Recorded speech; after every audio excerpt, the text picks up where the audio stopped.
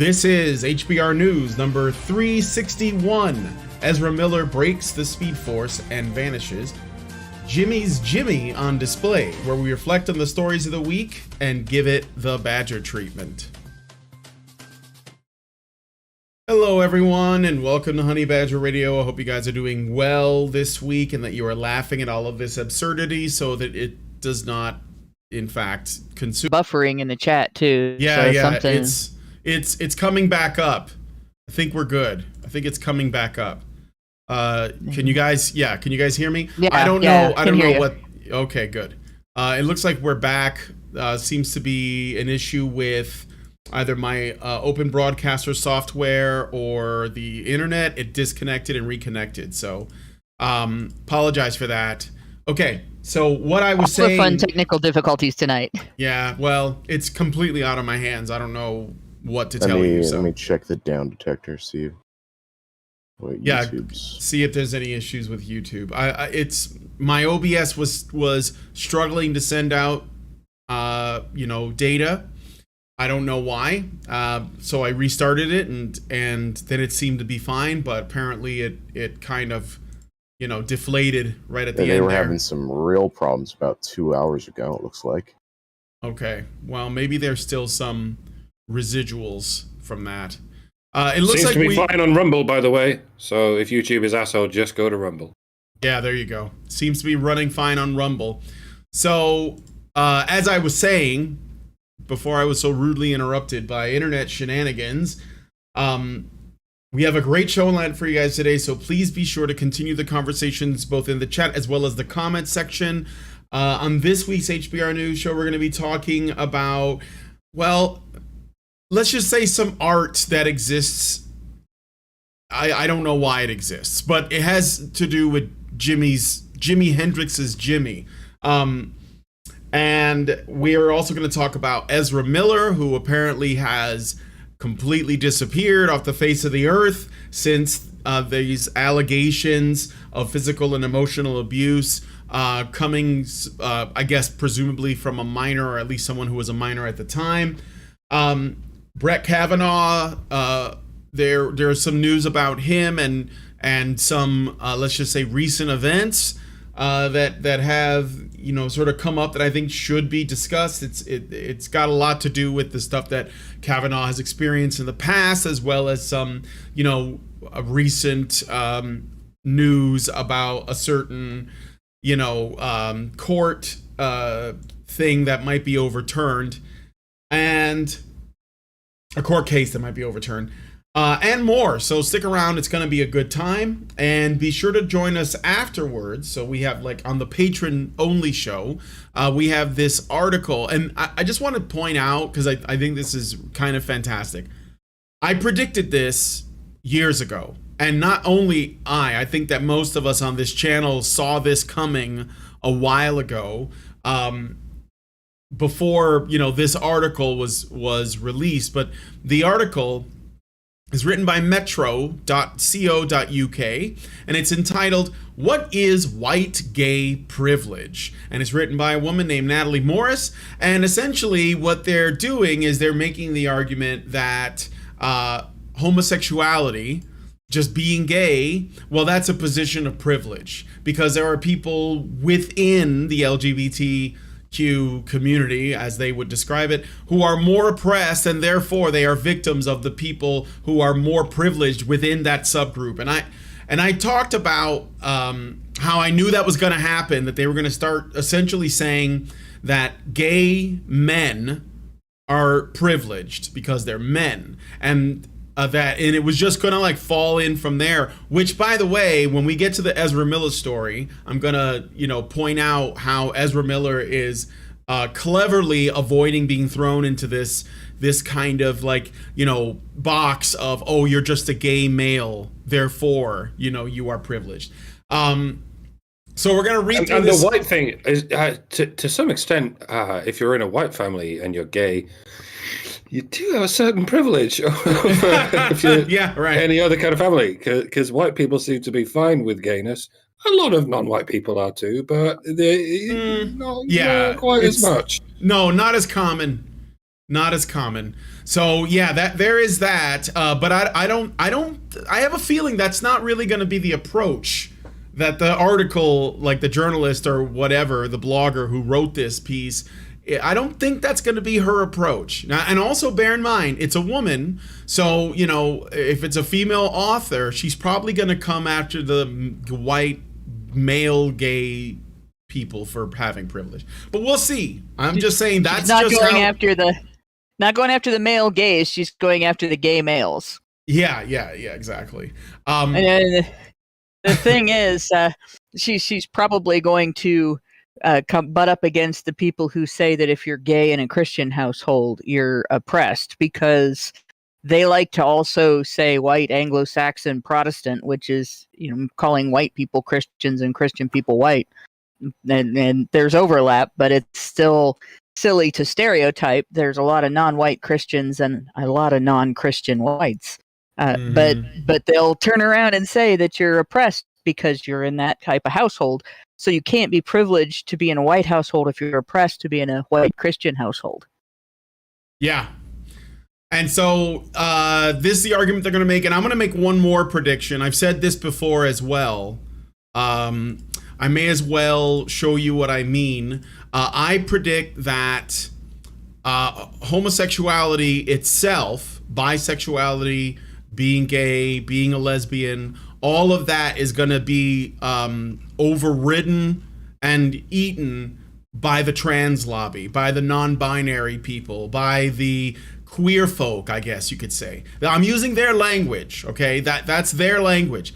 But that's my prediction, is essentially that transness, and when I say trans, I mean like, you know, someone who's like, I was born a man and now I want to live as a woman. That is going to be perceived as oppressive.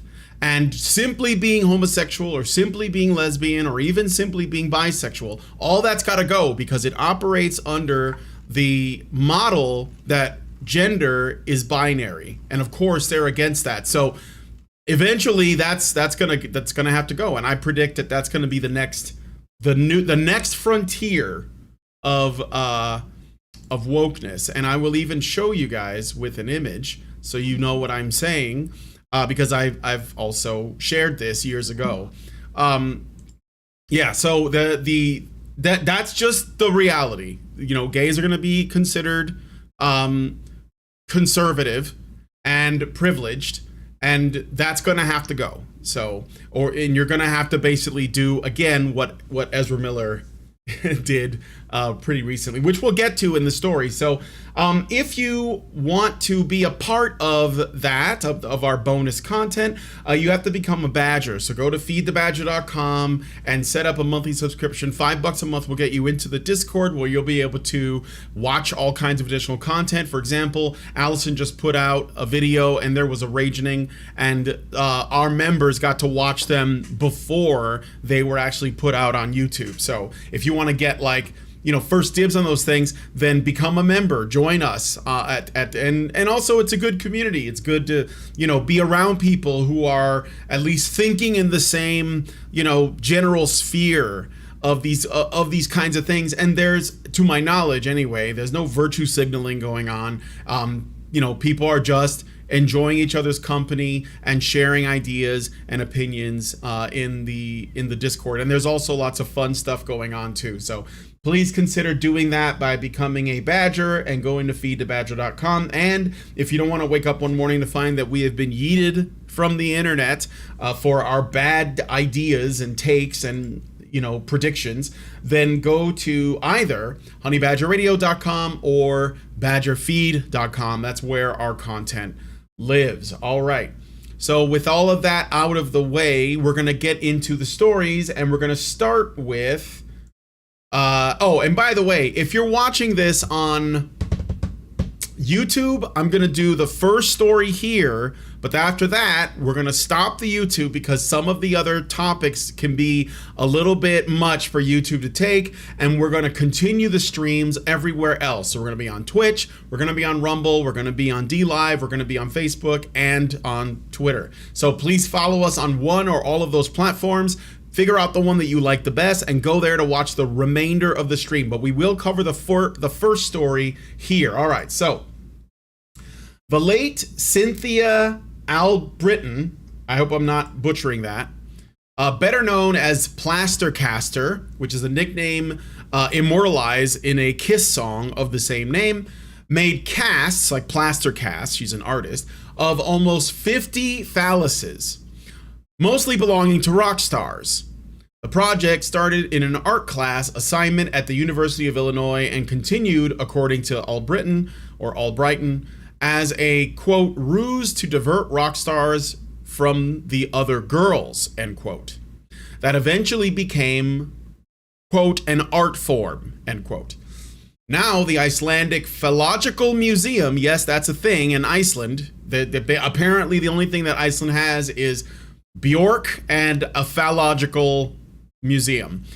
Is getting a penis de Milo. That's not a bad joke.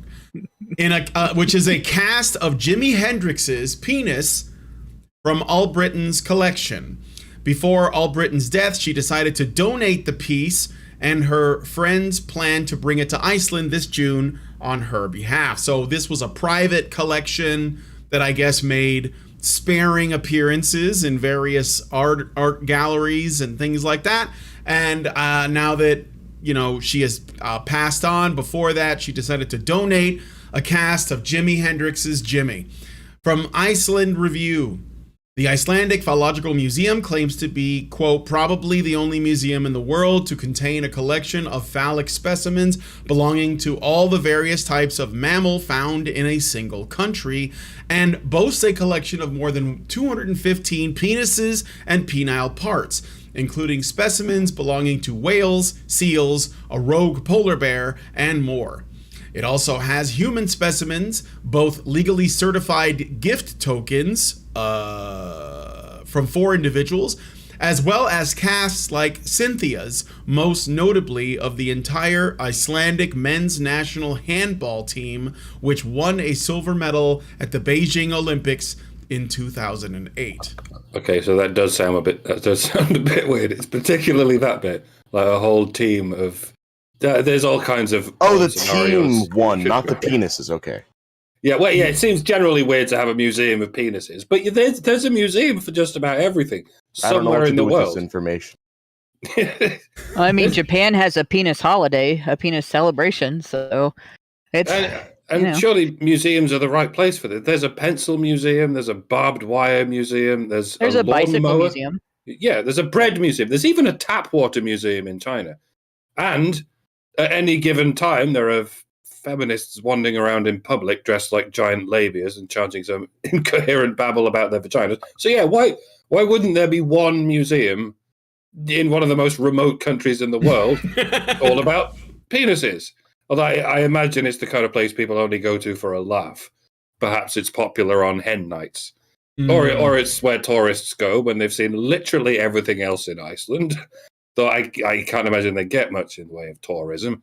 Again, it's very remote and apparently quite expensive. I guess the issue is this what Jimi Hendrix would have wanted? Well, is this what his family wanted? I don't think he had any children, at least none that he knew of, but surely he's survived by someone who did. Surely there's someone in charge of his estate. Dude sold 30 million records, but maybe most people listen to bootlegs of his live material these days and the income's running dry. So sure, give us $1 million and we'll let you use a crude rubber facsimile of his flaccid but still surprisingly girthy John Thomas on display for the world to see. That is definitely what I had in mind when for some reason he let some arty-farty pervert envelop his phallus in liquid plastic. And what I want to know is a rogue polar bear. You captured the likeness of a full-grown polar bear cock while it was still rogue? How in the hell did you pull that one off? Assuming you did. Very carefully. Well, that's the real question. You know, at least you know, at least you know that the rock stars consented. Like, you really can't get consent from a polar bear. So they molested the polar bear to get that. I just want to know who's the first guy to like, oh God, we're being rushed by a polar bear. Well, okay, that's fine. We got guns. We're gonna shoot and kill it. Well, that happened. Okay, now what do we want to do? Let's cut its dick off. What? Let's make a cast of its dick. Why? We've got a moose head. I've got something else we can hang over the bar. Yeah, there you go. Is it just me, or is it just really strange that you're like taking a... So I think, and I'm trying to put myself in the headspace of this woman who's making these plaster casts of like, musicians, because it wasn't just Hendrix that she'd done, but and it's just a little bit weird that we're looking at one of the... I mean, he's like a legendary guitarist, right?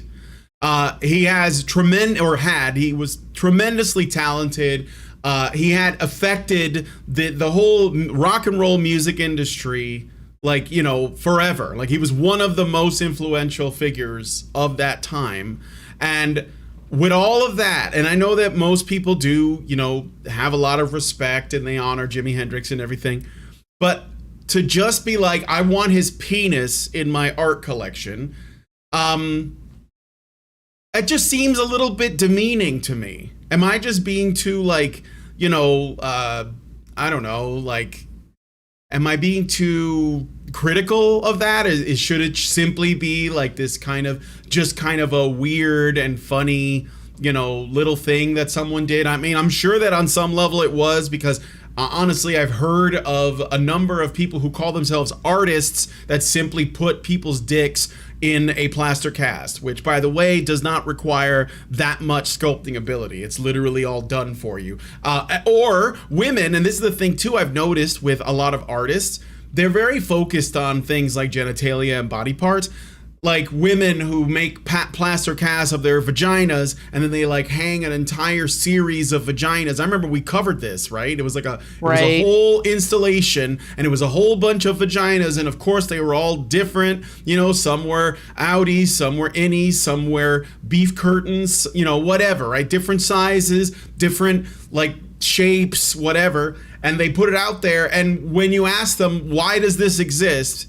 Because I've always been of the opinion that art is something that it's become a very snobbish and elitist culture or community. And I say that as a person who's an artist, like, where no one who is like no average person could look at a piece of art and say, ooh, I want to hang that on my, in my den or over my fireplace. Nobody wants to hang plaster vaginas in their apartment, even if they had a series. Most people just want to look at things that are aesthetically nice, that are, whatever.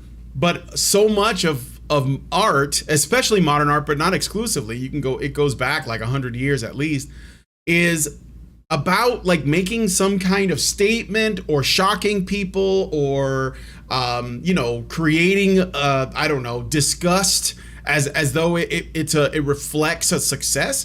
And so when I look at, and I agree, there isn't like as much, I guess, if we're going to be appreciating body parts, I guess it's nice that people will like acknowledge that the penis is a thing and it's not scary, but at the same time, though, it's like, well, is this really, just like Mike said, what Jimi Hendrix wants to be known for?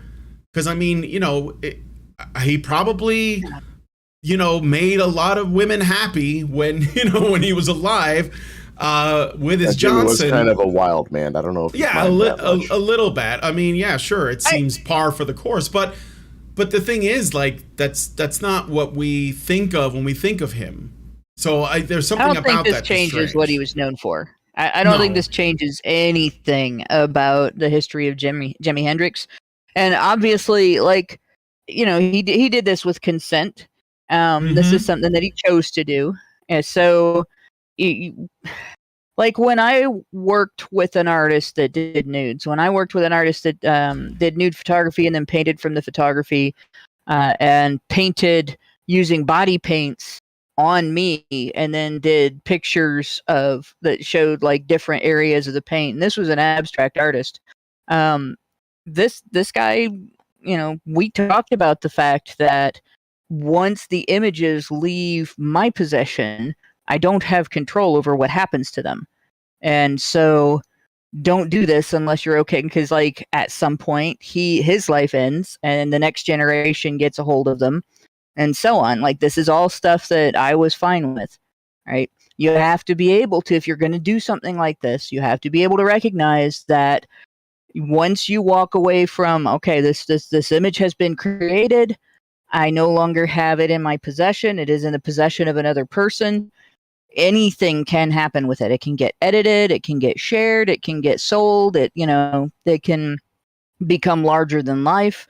That's fine, but you got to be able to make that decision. And it's one of the reasons why like I do say, if you have any bit of an ego, get pictures like that when you're young, but not outside of your possession unless you are willing for them to just get everywhere, be out there, and be out there. But don't do it until after your mid-20s, because you have a better handle on your decision making after about the age of 22, 23, when you're done with puberty and your brain's done developing into adulthood. It'll still develop through adulthood. Like, you'll still learn new things. You'll still develop greater capacity for wisdom right up until you start like really losing your brain capacity. But I don't see a problem with this in terms of like anything that, now if somebody comes along and does a bunch of disrespectful, like turns it into a joke or something where sure, people aren't looking at it as a curiosity or saying, oh, hey, that's interesting, or like that'd be disrespectful and could be criticized. But I would hardly say that Jimi Hendrix is a victim of this, besides being difficult to be a victim when you're dead. And I don't even think this is disrespectful to him, because he did choose to do this. Yeah, I can accept that. I mean, I think so too. I guess, I don't know. It's just I'm not really thinking of it from the perspective of Jimi Hendrix, but I'm trying to I was trying to get into the what the artist, I forget her name, her perspective, Cynthia Albritton. Yeah, like what her purpose of that was, like what it's supposed to, like usually when, especially around the time period that this likely happened, there was like a desire to say something or express some kind of meaning for doing that. And I was speculating mostly on that. So I mean, I'm sure that she pretty much, she had a whole collection of penises though, right? Yes. Yeah, so that was basically her thing. Now, like if someone said, well, you're going to make a plaster cast from a famous guitar player, I would say, all right, I want a cast of his hand. The one that he actually, I would want both hands, because you really can't determine one hand being more important than the other in playing guitar. But yeah, I would definitely want a plaster cast of the hands. You really can't do that with a singer as easily. Maybe of the throat, of the outside, the neck. Mm-hmm. You can't really get a plaster cast of somebody's vocal cords, or at least not if you want them to survive. All right, here, check this out. A little bit about the person, the artist. Cynthia Plastercaster was an American visual artist and self-described recovering groupie who gained fame for creating plaster casts of famous persons. That's why. Erect penises. Yes. So groupies have a kind of a reputation. Like they follow the bands around, but they don't just follow them around. They follow them around to sleep with the guys in the band, right? Sure. So there's the reason for the dicks. Mm-hmm. Go ahead. The thing, a penis, it would make sense that it would have penises from a variety of mammals. If you're purely interested in the biology of penis, I guess it's interesting to see what different animal penises look like.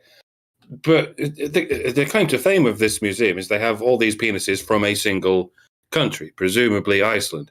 Jimi Hendrix was not from Iceland. I don't think he ever went there. And like you said, he wasn't famous for his cock. He was famous for his hand. He was famous for his guitar playing. So by all means, show us his guitar in a guitar museum. He has nothing to do with cocks. Show me the largest human cock ever. Show me the smallest human cock. Wait, I should rephrase all of this. If I've gone to a cock museum, show me cocks that are remarkable because of their biology, not cocks that happen to belong to rock stars. I'm not a groupie. I'm not interested in cocks just because they're celebrity cocks.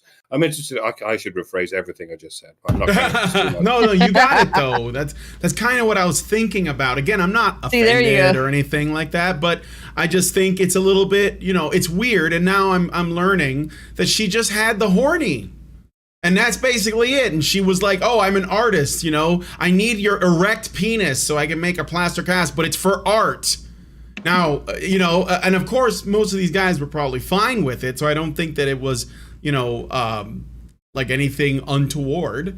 But I don't know, it's just weird. Now, she also did women, but I think it was mostly their breasts. So, for example, she did herself, of course.